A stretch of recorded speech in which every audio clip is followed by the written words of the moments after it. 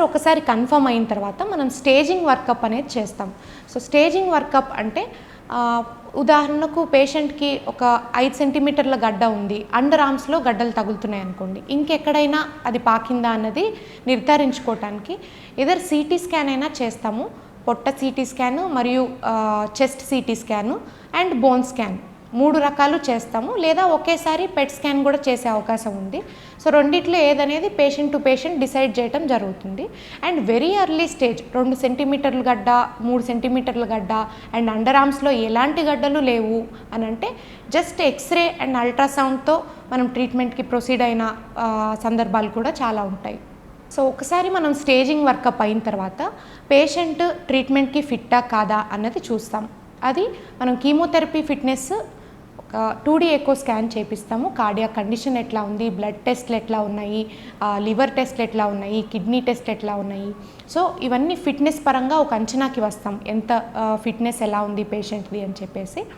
తర్వాత treatment plan నేను ఇందాక చెప్పినట్టు మన biopsy reports plus special test reports ఇవన్నీ వచ్చిన తర్వాత ఒక కాంప్రహెన్సివ్ ట్రీట్మెంట్ ప్లాన్ అనేది ఇవ్వటం జరుగుతుంది. బ్రెస్ట్ క్యాన్సర్లో ఏంటంటే no 2 women are having similar treatment plan అనమాట. అంటే ప్రతి ఒక్క పేషెంట్కి treatment plan it will be specific to them. So మనం ఏ బ్రెస్ట్ క్యాన్సర్ ఏ స్టేజ్లో ఉన్నప్పటికీ కూడా మనం అడ్వాన్స్ స్టేజ్లో ఉన్న వాళ్ళకి మొత్తం కీమోథెరపీ, సర్జరీ, రేడియేషన్ 3 విధానాలతోనూ ట్రీట్మెంట్ అడ్వైస్ చేయటం జరుగుతుంది.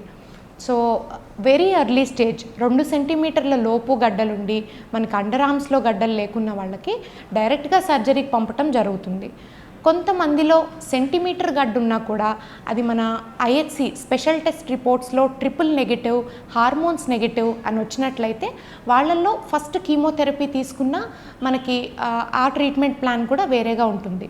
ఈ ఫస్ట్ కీమోథెరపీ అనే కాన్సెప్ట్ ఎందుకంటే ఈ బ్రెస్ట్ కార్సినోమా అనేది ఇట్స్ సిస్టమిక్ డిసీజ్ అనమాట. అంటే మనకి అక్కడే ఉండకుండా వేరే ఆర్గన్స్కి పాకే గుణం కలిగింది. సో ఇది తొందరగా వేరే ఆర్గన్స్కి పాకే గుణం కలిగి ఉంటుంది మిగతా క్యాన్సర్ల కంటే కూడా.